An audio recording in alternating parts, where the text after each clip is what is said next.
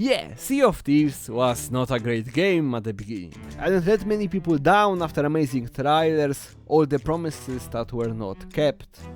You had a beautiful sea, quests that didn't really offer any variety, and overall not much going on in the world. But a long time has passed, many updates and reworks have been released, the feelings about the game have changed, and maybe you want to see what is going on in the game right now. If it is actually worth a try.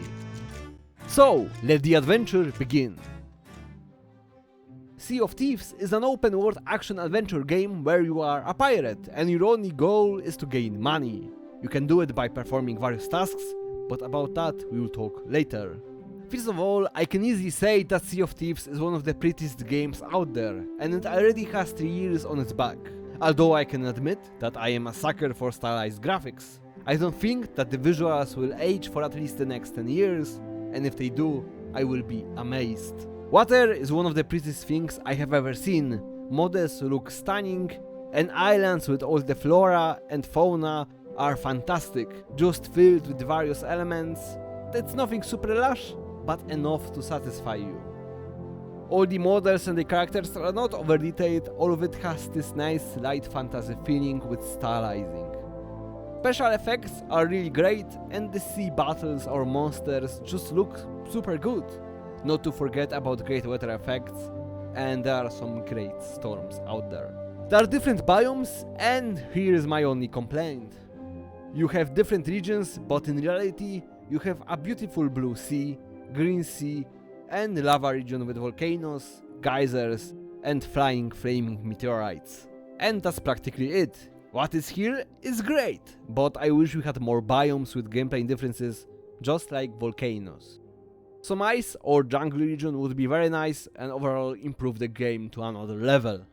But even without that, Sea of Thieves is just this beautiful place that really puts you into this feeling of being on a voyage. A fantasy about being a pirate, greed and epic dreams are finally becoming a reality. It just beacons you into becoming a part of the story.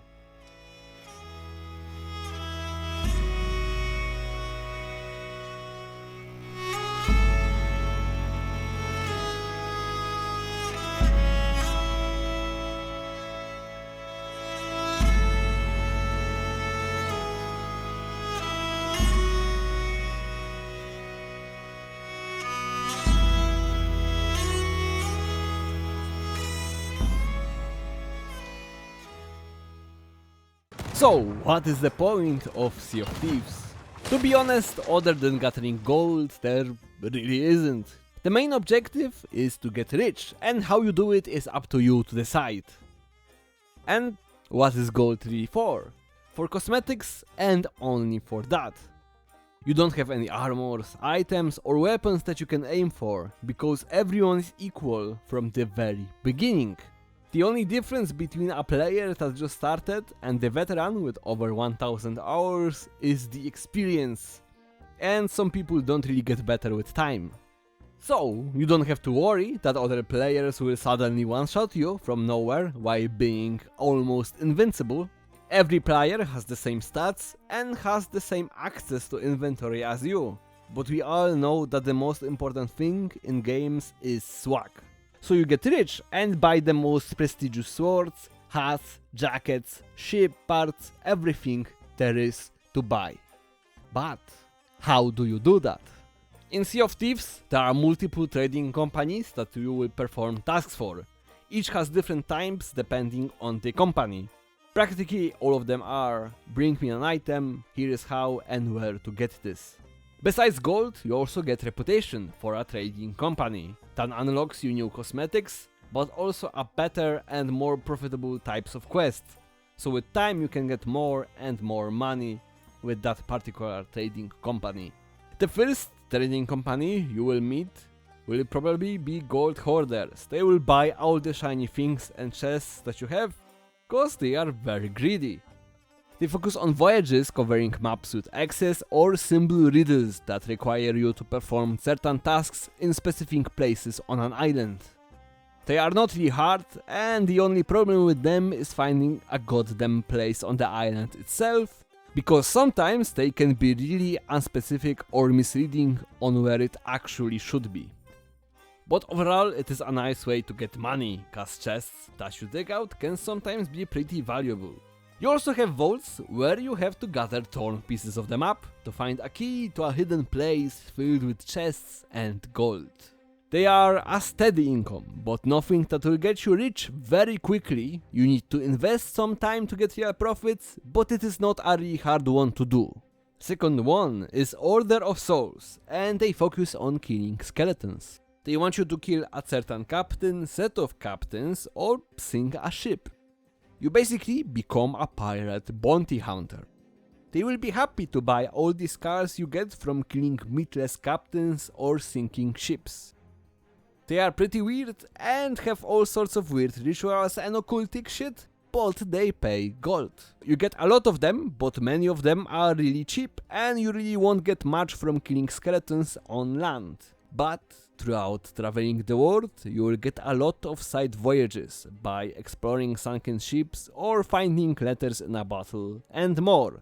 So if it turns out you can do them along other quests, you should absolutely do that. Third one is Merchant Alliance, and they cover all sorts of deliveries and trading. They will buy all trade goods like tea, fibers, sugar. For them you will have to deliver certain crates to specific NPCs in a time frame that is not really strict, so you don't have to have an optimal speed. I did only a few of them because they are not that interesting, but you can buy resource crates from them, like wood to repair your ship, cannonballs or food that regenerates your health. You can also buy specific trade goods that go for a low price in the outpost and sell them in another outpost for a much bigger price. 3 of those trading companies are the most basic and you will find them in every outpost. Outposts are town islands on the map where you will start your adventure and have all the common shops, harbors, basically a starting hub.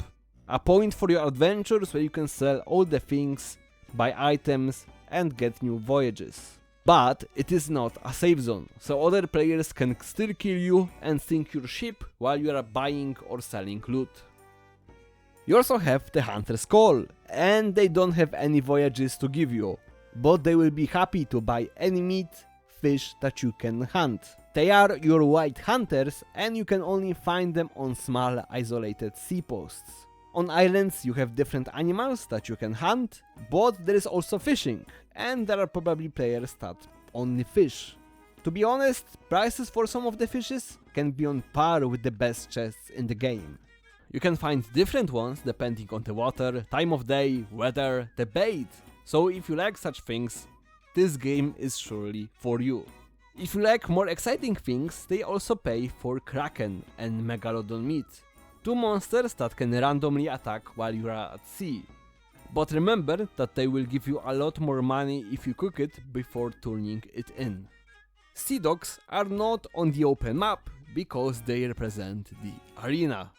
Another game mode that is a much-made naval battle between different teams, so if you only care about fighting without all the open world elements, here is a mode for you. It's pretty fun and also a very quick way to train aim, fixing ship, and some of the PvP elements if you are struggling with it in open world. You also have Athena's Fortune, but they are much later in the game and I won't really talk about them, because they are a secretive trading company after all and I haven't reached that level.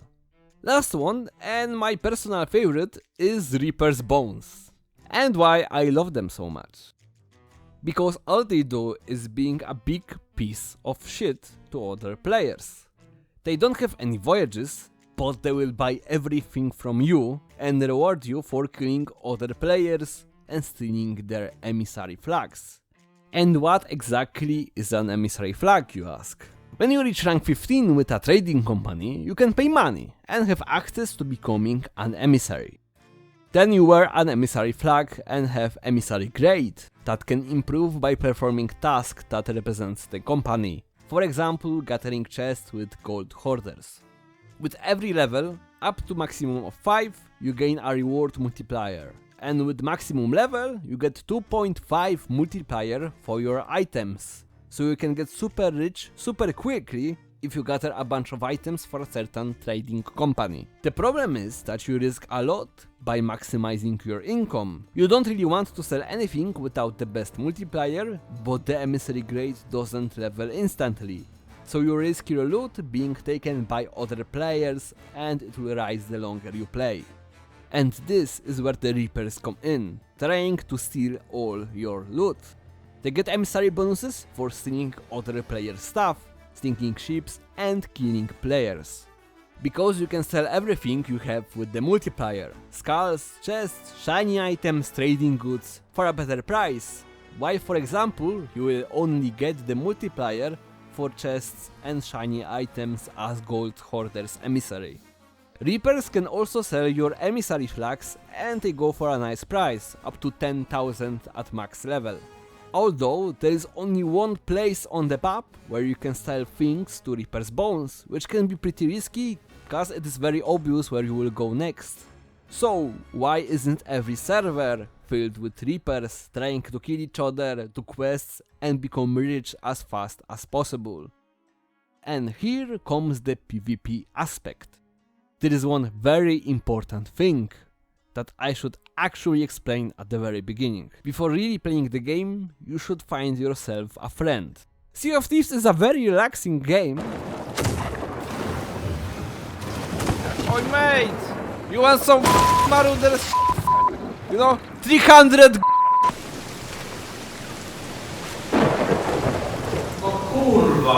filled with many dangers, and you are extremely weakened if you don't have at least one another player. If you are alone and you die, there is no one to control the ship, fix the holes, revive you, overall do things that needs to be done immediately. Of course, the game doesn't stop you from doing anything while you are alone, and there are some crazy people that actually are being successful with being solo. But you will have troubles playing the game, and the experience becomes 10 times better when you have someone to share it with. I know that some of you may not find anyone to play it, but there is a Discord for Sea of Thieves. There are plenty of other players to join, and you should absolutely go there if you have trouble finding a buddy to play. For that I actually called my dad. He was a very active Destiny 2 PvP player, and he is as greedy, competitive, and heartless as me. He raised me after all. Zatonął. So he absolutely started loving Sea of Thieves when he realized that you can destroy someone's hours, and I actually mean hours of grinding, and have big profits from it. So we actively hunt other players and sink their ships, and I can say that we are pretty good at it. Maybe not at a veteran level, but we have more victories than failures. Sea of Thieves sometimes is called a game for children, but it has absolutely brutal PvP system that you can't run away from. All your loot on the ship that you grinded for past hours doesn't mean anything. It doesn't give you any progress unless you sell it at the outpost. So all your loot can be sold by someone else if they just simply take it away from you. All your work can be turned to nothing by other pirates. And those pirates are me and my father. There are some players crying that there should be only PvE servers, but we are not weaklings, we are pirates. This is Sea of Thieves, and thievery is literally in the name. This is not sea of friendly communities that aid each other in dream for a better future, but Sea of Thieves. The fact that your loot is endangered all the time and there are no safe zones creates all the excitement, the story, the juice that are in this game while interacting with other players, and it is truly amazing. In Sea of Thieves you can only have 2 weapons at the same time from 4 available. Cutlass is the only melee weapon in the game, and I always have it on me because it doesn't need ammo and is very versatile. You have basic melee fighting, attack, block and charge. You can use charge to traverse big distances of water really quickly, and it is perfect for boarding. And now I will tell you a secret that will make you better than 90% of the Sea of Thieves players. Just start blocking. I killed so many players because they never block, and it gives you such an advantage. So remember to block, be patient and counter attack after the guy spammed left click at you and you will survive. You also have a pistol that is probably the most versatile of guns. Good range, good damage on every distance and really easy to use. The problem with guns is that you only have one shot per reload and the reloading takes a long time. So you need to be skillful with these and not waste any bullet. You also have ammo for only few shots and to refill it you need to use the ammo crate. Next one is my second main weapon that I have on me all the time, and that is sniper rifle. Mainly because it deals tremendous damage no matter the distance and actually is a pretty good close distance weapon if you can aim relatively quickly. Probably the most controversial one is blunderbuss. Some say that it is broken and some say that it is absolute garbage. It can one-shot players, but you have to practically kiss them while doing it.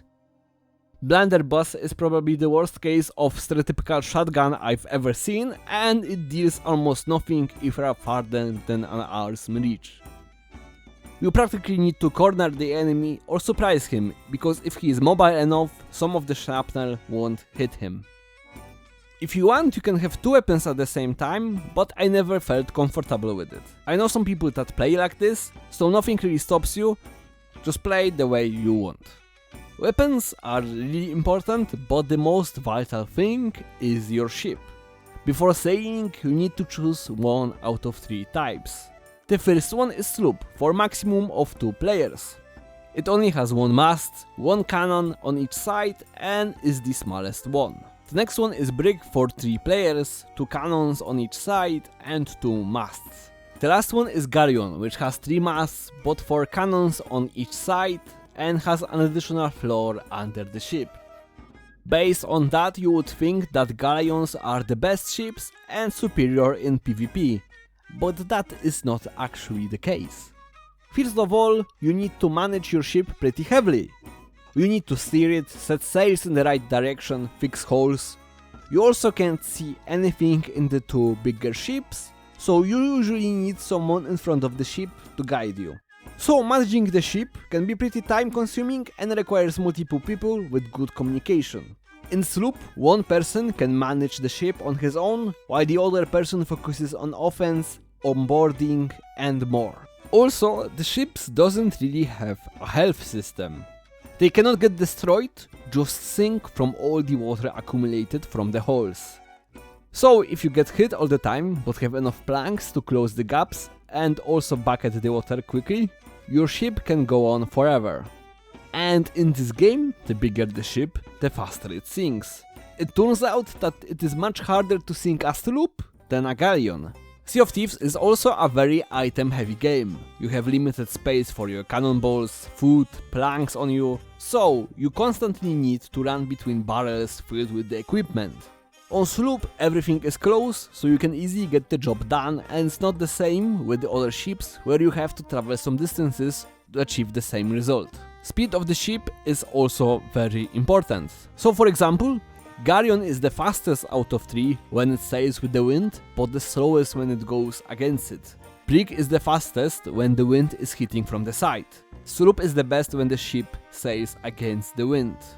So if you want to run away from another ship, you need to go into the direction that gives you the advantage. So a sloop, you put your sails against the wind and sail in that direction. I know that it's counterintuitive, but it works and you should just trust me. Of course, galleon has 4 players and that can be a huge advantage, but if you have enough experience, you can easily take out a 4-man ship as 2-man squad. To my surprise, there are a bunch of options when it comes to naval battles. You have different types of ammunition, normal cannonballs to chain shots to take down the masts, fire bombs that can put ship on fire, and a lot of weird ones like the one making an enemy drunk or breaking legs. Probably the most useful ones from that type are the ones putting sails or anchor up or down. So you can slow down enemy massively and get a few nice hits while he's unable to maneuver. Boarding is extremely important, and if you have good aim, you can shoot people out of the cannon or charge from your own ship. Killing players so they are unable to shoot or fix their ship while your body is shooting is really powerful. You can also use the environment to help you. You can use rocks to cover yourself or run to the heart of the storm, so the chaser will probably lose you. You can use harpoons on your ships to make quick turns by latching onto the rock, or even get close to the ship by harpooning it. It is also very helpful to pick up loot. One of my favorites is sailing next to a fort island. Fort islands have cannonballs and cannons on them. So you go into the island while your friend is baiting a chasing enemy, get onto a cannon and shoot while it passes you. There is a lot of things to remember in PvP, and those are not the easiest ones to do.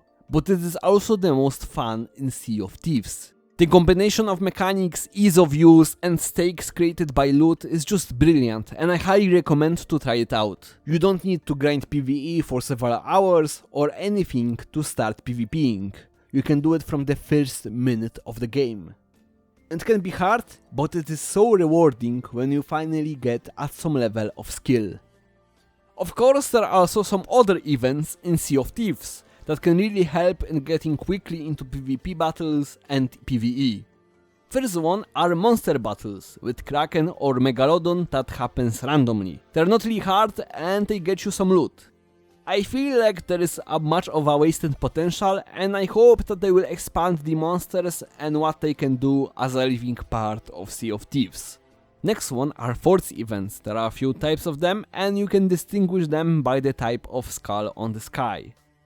In each of them you just have to kill waves of enemies on the island until it ends, and you get a key to the treasure under the vault. The players are actually the real threat, because they will come to take your loot from the fort.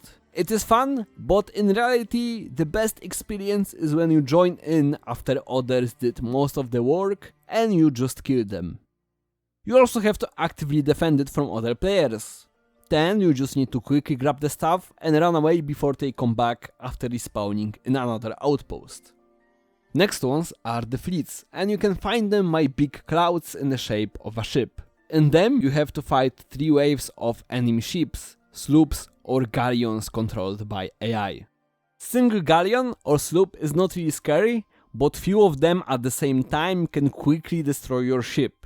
They are really fun, full of action and can be a pretty nice challenge. It also gives you a lot of good loot. You also have Ashen Lords that are these big red tornadoes, and those are bosses that have a lot of health and are a nice land encounter that gives a lot of powerful loot and even a flamethrower. But you are very open to attack from other players. There are different Ashen Lords, but from what I've seen they are exactly the same in gameplay, which is a shame, but they are still fun. But if you wanted a more directed co-op or single player experience from this game, Tall Tales were added. Those are story quests, where you will have dialogue, special mechanics, riddles and navigating. They're really fun, and now with the new expansion there is even more. You have 16 Tall Tales, each of them takes at least an hour, if not more, so you have plenty of content to go through. Try to find a list to do them chronologically, cause those can be found on the map without any additional information, and most of them are part of the bigger plot. There are many more things in Sea of Thieves, but you should explore them yourself. Even though it doesn't have amazing melee, many of the voyages are repetitive, but now it changed from an empty water pool with a boring quest is now a sea brimming with life. At the beginning it was a letdown, but now it is a unique journey. There is always something to do and explore, but it still has this relaxing atmosphere that invites you to stay a bit longer. Plenty of things to do, of cosmetics to hunt, good stories, and one of my favorite PvP sandboxes. It's easy to get into and try out, but absolutely brutal if you try to be a little bit too cocky. It is so much fun, and I highly recommend to anyone that seems a bit interested. It is on a big sale on Steam quite often, and if you don't feel like buying it, you can try it out with Xbox Game Pass, so please give it a try. Watch out for Kraken sales, because me and my dad will happily take your loot and have fun. If you like the video, please leave a like and subscribe. If you have anything to add, notice, complain, please share it in the comments. All of it really matters to me as I'm a really small channel. Check out my Twitter if you want. See you later and bye.